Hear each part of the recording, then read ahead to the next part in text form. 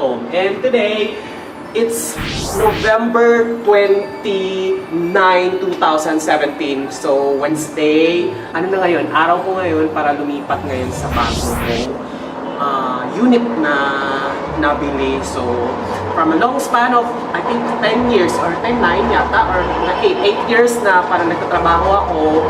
And ito na ngayon, at least meron na ako kahit paano na sarili kong dwelling. So, puntahan natin ngayon yung location. Tara, go!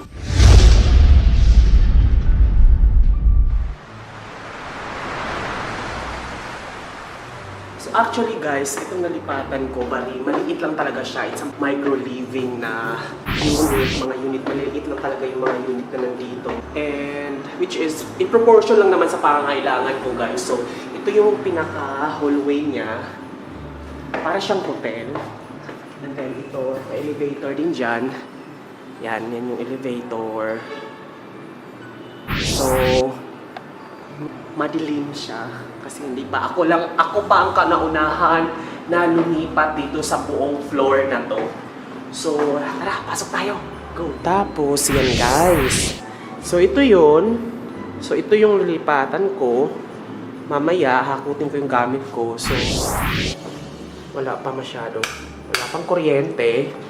Kasi actually guys, yung kuryente dito is prepaid. So, loadan mo lang tapos para mag-operate siya. So, kahit saan kayo center, magpa-load ka, pwede Western Union, LBC, pa-load mo lang, parang prepaid siya. Hindi ka na monthly papadalhan pa ng bill. So, pag naubos na yung load, mamamatay yung or ma-notify yung number mo para malagyan ka para ma-notify ka, para mag-load ka ulit. So, ayun. So, ito yung CR guys. So, yan siya. Parang, ito yung yan, shower. And then, ito yung saksakan. And ganyan lang siya, kaliit lang talaga guys. Sobrang liit lang niya. Then, kasama na to, libre na siya. Libre siya sa parang ito turn over. Ay, alikabok.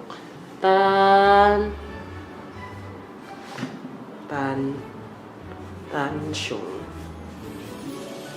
TV. Ayun guys. So, atas pati itong aircon, libre na siya. It's actually a 1.5 horsepower. Libre na siya. Then, may kasama siyang saksakan. Provision for internet.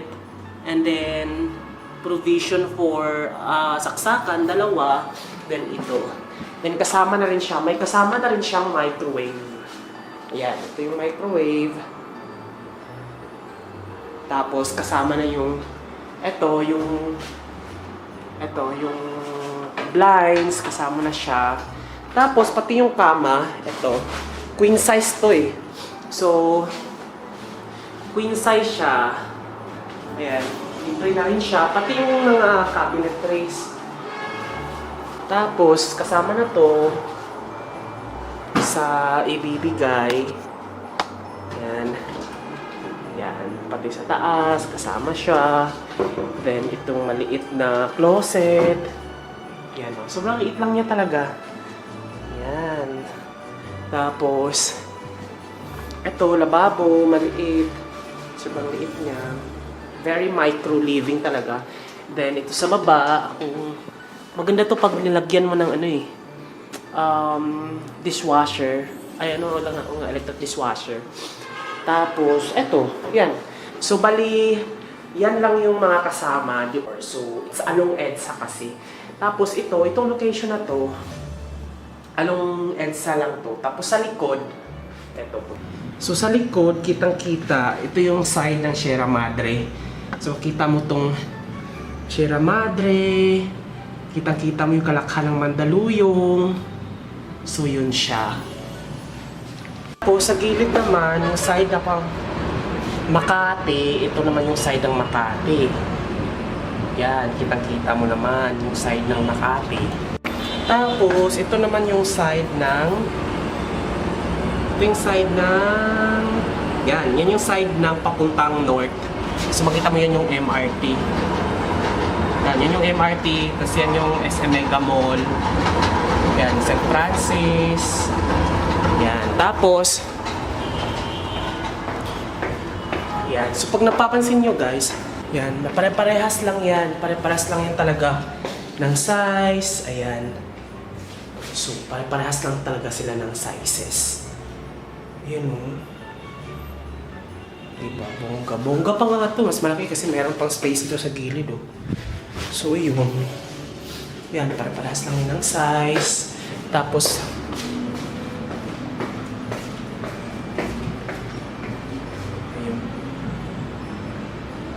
so, pare-parehas talaga sila ng size kahit saan. Kasi ito naman yung side ko. Dito tayo mismo sa kwarto ko. So, yan. Side ng EDSA. Ito yung EDSA sa baba, oh. Yan, yung MRT. Tapos yung katapat ko. Ayan, oh. So, yun. Nasa gitna talaga siya ng metro. Hey! What's up, guys? Haggard ako. Ayan! Thank you so much, guys. Ito, Kalipat ko lang, sobrang dami kong hakot ngayon. Nakadalawang tricycle ako coming from my previous na nirentahan. So ngayon, first time kong umapak dito. So it's November 29, 2017. At least meron na talaga akong sarili kong masasabi kong unit. Medyo maliit lang siya, so medyo marumi pa kasi kakahakot ko lang. Nagbayad lang ako ng tricycle na worth 300 pesos. Tapos dalawang balik lang ako. At least nakasave ako kahit paano. So, mag-arrange muna ako ngayon. Sobrang dami kong... Hindi ko na-vlog lahat ng pangyayari kasi syempre naghahakot ako tapos mag-vlog ako. Ako lang naman mag-isa naglipat, diba? So, eto. Tapos, sabi kasi nila magpasabog daw ng pera. Ito, nagpasabog ako ng pera. This is 25 cents lang naman. So, hahanapin ko rin naman yun mamaya kasi pamamasahe ko rin yan. Eto. So, medyo madumi pa. So, at least dito, yan yung... harap, diba? So, medyo malamig rin siya, so may aircon. So, itutur ko kayo pag okay na, naayos ko na to, na-display ko na to, at saka yung mag-set up ako ng maliit na studio dito para pag nag-vlog ako, medyo visually pleasant siya. So, excited ako guys! Yes! Sana tuloy-tuloy na to! Yeah! Mag-arrange muna ako. A few moments later. Hi guys! Ito, medyo maayos na ang aking lugar.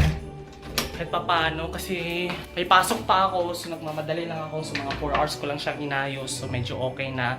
Papahinga na siguro ako, medyo hindi pa masyado maayos. Pinwesto ko lang para hindi magkalat yung mga... Yan, ito yung editing space ko, tapos ito yung kusina, tapos... Yan, nakakalat pa talaga. Tapos mga hugasan ko pa sa CR, so yan na lang muna guys. Ay, pagod ako, promise. Bili muna akong unan kasi wala akong unan. Hey guys, nandito ako ngayon sa Mega Mall kasi nga bibili ako ng unan kasi nga naman iniwan ko talaga yung unan ko doon kasi mga amoy laway na, kung ano ng mga karimlan, kung anong amoy na yung mga nandun. So ayoko naman dalhin yun doon sa bago kong dwelling. So eto, nandito, hindi wala pong tulog ka. Galing ko lang ng hakot saka nag-ayos ako ng mga 2 hours yata or 3 hours. Tapos, bibili ako ngayon ng unan. Titignan ko kung may affordable ba or mga 300, mga ganun. Bibili akong 2 piraso kasi hindi ako makakatulog, wala pala akong unan. Tinapon ko na yung kasi ang baho na eh. So, tara. Ito yung 699. Anong kaibahan ito? Mas firm po kasi at saka mas pino yung ginamit na fiber dito kasi hindi siya possible na namumuo. Hindi ba ito na halikabok sa, yung alam mo yung nag-store ng mga kung ano sa ilalim? Hindi siya po kasi una po kagandahan niya. Treated siya sa Mites Guard. Pipili na ako, nakakalito diba? Kasi may mga 1, 2. Ito magkano ganito, be? Unan, 429. 450 lang ito? Apo. Kasama na, bakit mura? Kasi microfiber lang. Ay, no. Fiber fee. Ano ba Meron kay? kayong microfiber, mas mahal. Magkano yun? 1-1. 1-1? Ano ba kaibahan nun? Soft type yun, sir. Soft type? Ito, firm po. Para Ano, sa'yo. ang bobo ko sa mat. Ano gusto 1.8. mo? Firm type o soft type? Gusto mo yung ganitong texture? Ito na lang. Pero, ilan? Antok na ako. Ha? 10? Grabe naman, hotel. So ito na yung bibilin ko guys, no? Shit, nasa-short ako, no? Sige, ano na lang, te? Dalawa na lang, tsaka punda. Wala bang, murang punda dyan?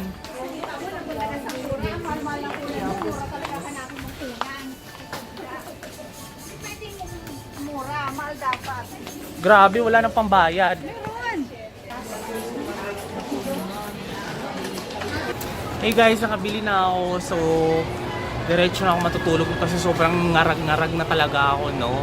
Pasok pa ako nito after. Tapos, nakabili ako, it's 900 isa. So, dalawa yung binili ko plus dalawang pillow. So, pwede na to. So, ang total niya ay 2,950. So, mga 3,000. Yung 3,000 ko, 50 na lang yung sukli. Mahal kasi nga dito sa mall, pero at least medyo quality naman kasi, di ba? At least mahika ako, hindi na siya nakaka-allergy. So, diretso na ako ng bahay. Hey guys, bumalik ako. Kakain muna ako kasi nahihilo na talaga ako, no? Kasi wala akong ganang kumain kanina kasi sobrang busy. Pero ngayon, diretso na ako ng food court. Hanap ako ng pwedeng mabili na gusto na mga higit gata-gata or something ganyan. Tapos kain muna ako ng pangmadalian, di ba? Pangmalakasang kain. Bit-bit ko na yung dala ko.